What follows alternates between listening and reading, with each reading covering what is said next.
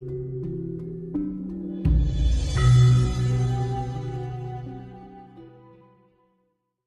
karakter namanya labuhan, kalau kita lakukan larungan. Jadi sebelum larungan tuh saya selalu kasih edukasi dulu kepada orang yang ingin berdoa atau larungan ucapan syukurnya. Jadi yang terpenting cara berdoanya jangan salah. Jadi saya ngajurin tuh ya, misalnya untuk mereka nanti berdoa, nanti dia harus mulai dengan passwordnya dulu. Misalnya gini, Bismillahirrahmanirrahim, segala puji sembah kepadamu ya Allah, penguasa dari segalanya, penguasa di atas segalanya. Jadi hamba kesini untuk berdoa kepada utusanmu Kanjeng Ibu Ratu Segoro Kidul. Baru nanti kita bisa masuk permohonan kepada ibunya. Jadi password itu nggak boleh ditinggalin. Nah itu ajaran yang dari guru saya dari awal. Nah itu selama ini tidak mengganggu dalam kebatinan kami tentang agama. Nah terus yang sesaji yang dibawa itu sebenarnya perlambangan dari hati. Jadi saya utamain sesaji utama itu telon suci, mawar putih, melati putih, kantil putih. Itu lambang dari hati, tujuannya kepada bersih kepada Gusti Allah. Nah selama ini seperti itu. Nah, ini kan soalnya kalau apa tuh namanya, kalau kita lihat ya dari password atau doa yang dibaca oleh Kanjeng Budi itu kan, ya sebenarnya orang di makam-makam wali juga melakukan yang model seperti itu. Iya. Makanya aku pernah kan wawancara beberapa orang gitu yang dia bisa menemukan tempat-tempat keramat atau makam-makam wali itu justru dijadikan sebagai ajang untuk mencari pesugihan. Iya. Jadi tergantung manusianya sih sebenarnya. Betul, kan? iya. Ya. Kembali ke situ. Nah, kalau di Jawa Timur kan aku pernah dengar ya ada yang namanya pesugihan kelelawar atau apa gitu ya. Nah itu beneran ada apa enggak? Terus konsekuensinya apa gitu dari kasus-kasus yang pernah terjadi yang dilihat Kanjeng Budi gitu? Itu agak hati-hati ya, karena banyak kasus tuh pesugihan itu memang ada mereka lakukan ya, karena maharnya juga nggak terlalu mahal ya, biasa bisa sekitar berapa puluh juta ya, misalnya 15 jutaan atau berapa. Nah itu kebanyakan mereka tuh nggak dapat hasilnya gitu, tapi perjanjian tetap berjalan. Jadi yang selama ini kasus itu mereka udah lakukan pesugihan itu, mereka nggak kaya-kaya, usahanya nggak berhasil, lalu terjadi korban, misalnya kecelakaan keluarganya, sakit parah mendadak langsung meninggal. Nah saya anjurin hati-hati ya, pesugihan itu nggak perlu lah kalau saya pikir gitu. Nah kalau saya sebagai juru kunci selatan ya nggak perlu gitu. Nah karena konyol sekali gitu. Nah mereka lakukan perjanjian goibnya berjalan, tapi mereka nggak dapat harta gitu. Nah karena si yang lakukan pesugihan itu goibnya itu tidak bisa datangkan harta. Jadi ya kira-kira saya juga kan tahu jalan bangsa seperti yang jin yang dipakai itu kan dia nggak punya harta banyak gitu. Nah jadi kita kalau pesugihan itu harus tahu dulu jinnya itu yang punya harta golongan apa aja, jenis apa aja gitu. Nggak semua jin itu punya harta banyak gitu. Tapi kenapa Kanjeng Budi menekankan bahwa pesugihan itu tidak perlu gitu? Kenapa? Alasannya apa sebenarnya? Kalau saya bilang pesugihan tidak perlu karena seperti ini, dari orang yang datang selama ini datang segala lain, sebenarnya mereka tuh hanya butuh keyakinan, peneguhan dari kita di batin mereka, kasih tahu jalan yang apa mereka jalanin, mereka tuh secara manusiawi itu langsung terjadi, rezeki itu langsung masuk karena rezeki itu sudah ada di atas kepala. Kalau saya lihat rezeki itu bentuknya tuh seperti marka air dia. Itu setiap orang ada, tapi ada yang turun, ada yang tidak. Itu aja. Makanya saya anjurin bagi orang-orang yang selama ini mengharap rezeki susah, jam 12 sampai jam 3 pagi itu harus tertidur sebentar, baik 1 jam maupun setengah jam, tapi gelap. Jadi di saat kita tidak sadar, tubuh otomatis bekerja, rezeki itu masuk. Habis itu tinggal lakuin apa yang kita suka atau kerjaan kita, rezeki datang.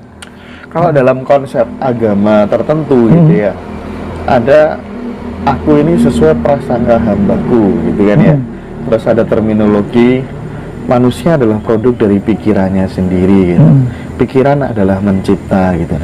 Ketika seseorang misalnya didampingi oleh juru kunci tertentu, baik yang resmi maupun yang non resmi, kemudian melakukan sebuah ritual, tata cara untuk prosesi pesugihan gitu kan. Ini mindset kan langsung berubah kan Yang Budi? Iya. Waduh, ini nggak lama lagi aku bakal jadi orang kaya gitu. Iya. Jadi antara lisannya, pikirannya, perasaannya dia sudah manunggal.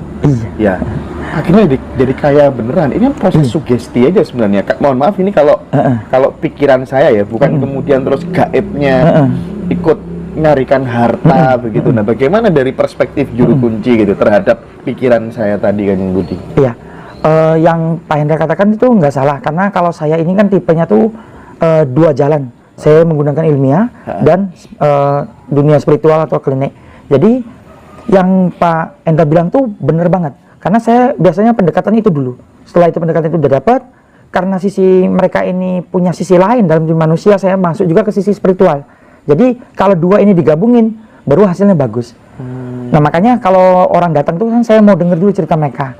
Dari dia cara ngomong dan lain-lain, saya baru tahu, oh ini orang memang batinnya tuh apa, psikologinya kayak gitu. Dia nggak yakin, dia nggak apa, gampang ini. Nah itu nanti saya lihat sisi ini dulu, saya bangkitin dulu. Nah ini perlu sisi yang satu lagi, maka saya bawa. Nah karena tradisi Pantai Selatan ini kan udah lama sekali. Jadi banyak sekali memang orang berhasil dalam tradisi ini. Nah, baik doa berkah, baik orang yang lakukan pesugihan dan lain-lainnya. Jadi hal ini udah menjadi suatu cerita turun-temurun, membentuk suatu pola pikir baru dalam diri orang. Jadi dalam sisi ilmiah memang psikologi memang seperti itu. Tapi sisi batin ini kan manusia ini bertuhan, jadi sisi batin ini tetap juga harus begitu. Jadi saya gabungin dua itu. Kalau misalnya yang sisi yang seperti Pak Indra tadi bilang nggak dibentuk, nggak bisa juga. Serius, banyak kasus tuh sudah berdoa larungan, udah berdoa kemana-mana, gagal. Karena seperti Pak Indra tadi bilang, gitu, dia nggak dibentuk itunya, ya tetap gitu.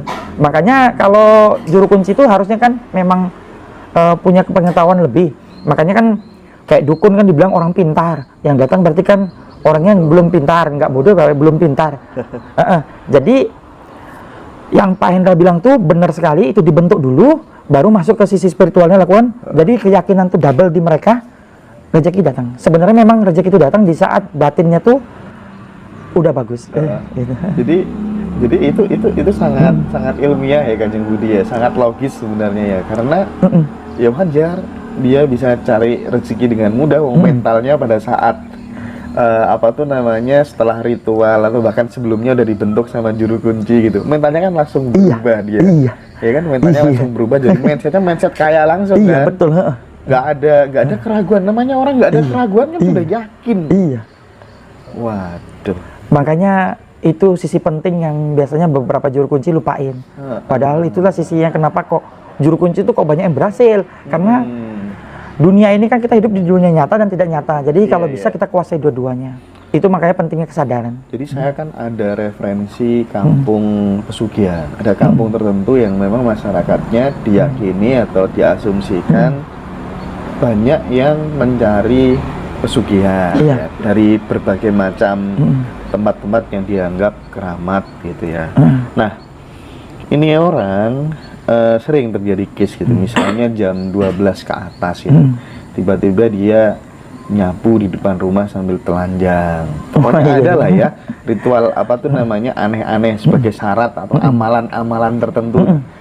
Itu kan syarat atau amalan yang dikasih juru kunci atau praktisi supranatural tertentu gitu, yang kemudian itu dia yakini ketika aku melakukan ini berulang-ulang terus hidupku akan berubah, sandang pangan akan gampang.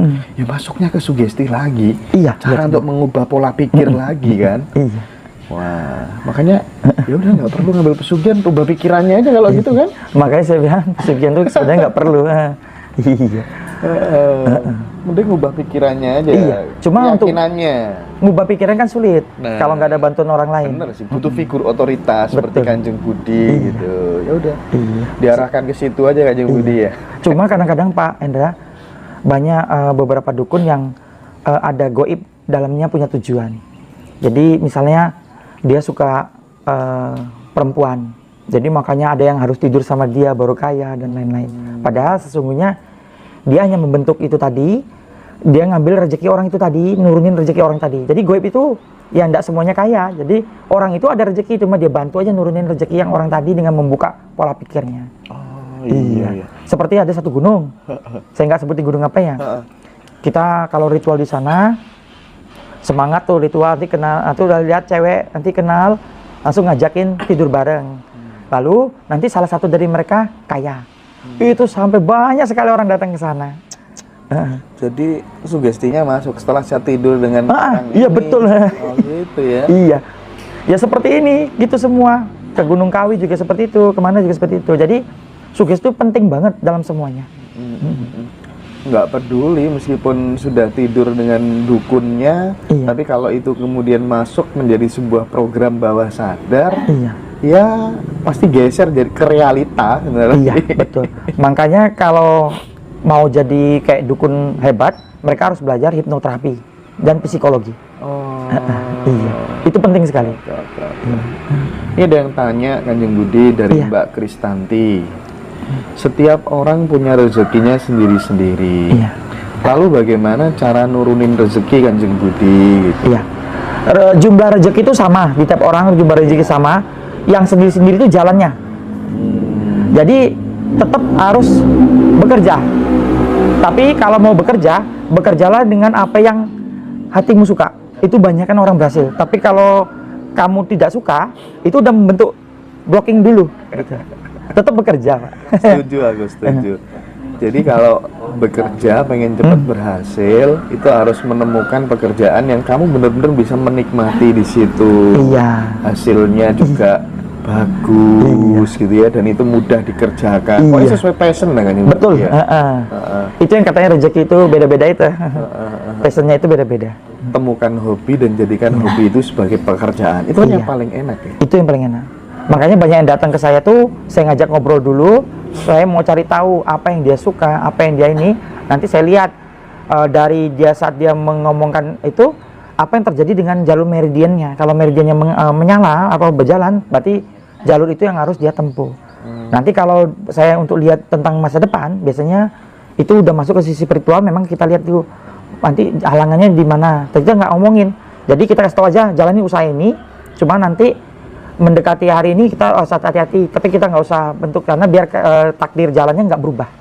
Begitu. Jadi rahasia yang tertentu masa depan nggak boleh diungkap semua supaya tidak berubah ke opsi lain dan supaya tidak dia menyepelekan jalan akhirnya gagal.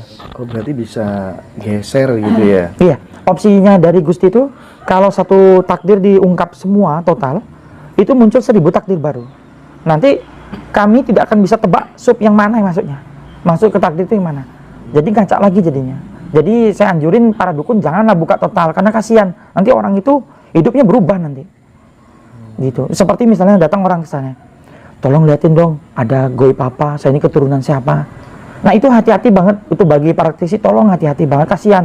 Karena begitu kita ngomongin, kamu nih dari terah raja ini, itu membentuk takdir baru dalam hidup dia. Dia ada keyakinan, sugesti baru bahwa dia keturunan apa, berubah lagi jalan hidupnya nanti. Jadinya kan kasihan sekali yang harusnya jalan hidupnya sudah mau sampai, diiming-imingin ada keturunan ini, akhirnya berubah, pola hidup berubah, pola pikir berubah, takdir berubah, masuk karma baru. Kasihan. Saya harap, makanya banyak yang datang nanya itu saya nggak mau, karena ada yang udah siap, ada yang tidak siap. Begitu. Nah,